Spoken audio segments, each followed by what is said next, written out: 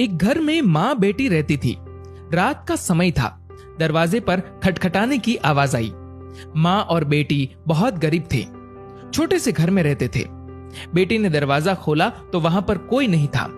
नीचे देखा तो चिट्ठी पड़ी हुई थी। बेटी ने चिट्ठी खोलकर पढ़ी तो हाथ कांपने लग गए और जोर से चिल्लाई, माँ इधर आओ।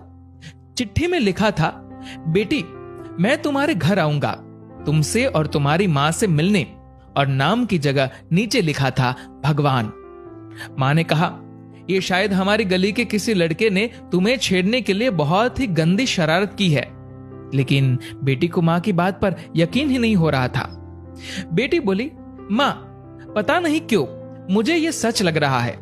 माँ को मनाकर बेटी और माँ दोनों तैयारी में लग गई। घर भले ही छोटा सा था लेकिन दिल बहुत अमीर। घर पर एक चटाई थी मेहमानों के लिए। वह ट्रंक से निकालकर बिछा दी और रसोई घर में जाकर देखा तो खाने का एक दाना नहीं था। बेटी और माँ दोनों गहरी सोच में पड़ गए कि यदि भगवान सच में आ गए तो खाने में कुछ नहीं दे पाएंगे। आगे पीछे का कुछ नहीं सोचा। बचत के 300 रुपए बेटी के पास थे। पैसे लेकर वे दोनों छाता और कंबल लेकर किराने की दुकान के लिए निकल पड़े। बारिश होने वाली थी और ठंड भी बहुत ज्यादा थी।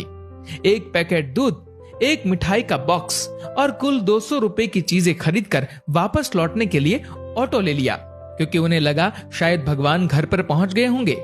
घर से थोड़ी दूर पहुंची तो देखा कि जोर से बारिश शुरू हो गई और सड़क किनारे एक पति पत्नी खड़े थे।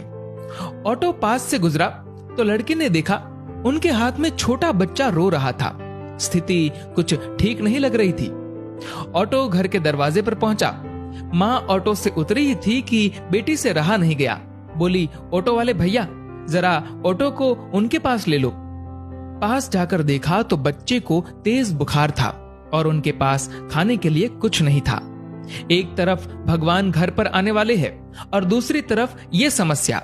बेटी ने सोचा, भगवान को मना लूंगी, लेकिन यदि इन्हें ऐसे ही हाल में छोड़ दिया गया तो भगवान बिल्कुल भी माफ नहीं करेंगे। बेटी ने जो जो खरीदा था सब उनके हाथ में थमा दिया और तो और बचे हुए 50 रुपए भी दे दिए और बोली, अभी मेरे पास इतने ही है, इसलिए रख लीजिए। बारिश हो रही थी तो छाता भी दे दिया और बच्चे को ठंड ना लगे इसलिए कंबल भी दे दिया। वहां से फटाफट घर पहुंची, ये सोचकर कि भगवान आ गए होंगे। लेकिन दरवाजे पर माँ खड़ी थी। बोली, आने में इतनी देर क्यों लगा दी बेटी? और ये देख, एक और चिट्ठी आई है, पता नहीं किसकी है। बेटी ने पढ़ना शुरू किया। उसमें लिखा था, बेटी आज तुमसे मिलकर बहुत खुशी हुई। पहले से दुबली हो गई हो लेकिन आज भी उतनी ही सुंदर हो। मिठाई बहुत अच्छी थी और तुम्हारे दिए हुए कंबल से बहुत आराम मिला। छाता देने के लिए धन्यवाद। बेटी अगली बार मिलते ही लौटा दूंगा। बेटी के तो होश उड़ गए। निशब्द होकर पीछे मुड़कर सड़क किनारे देखा तो वहां कोई नहीं था। चिट्ठी में आगे लिखा था, इधर उधर मत ढूंढो मुझे, मैं तो कण कण में हूं। जहां पवित्र हो सोच, मैं हर उस मन में हूं। यदि दिखे कोई जरूरतमंद तो मैं उस हर जन में हूं। बेटी जोर से रो पड़ी और मां को सब बताया। दोनों बहुत भावुक हो गए और पूरी रात सो नहीं पाए। दोस्तों, अब आप सभी से एक प्रश्न है, क्या ये बेटी सच में गरीब थी? सोचिए और अपने दिल से इस सवाल का जवाब दीजिएगा, क्योंकि व्यक्ति मरने के बाद अपने साथ पैसे नहीं बल्कि कर्म लेकर जाता है। और जरूरी नहीं कि हर पैसे वाला व्यक्ति अच्छे कर्म लेकर जा रहा हो।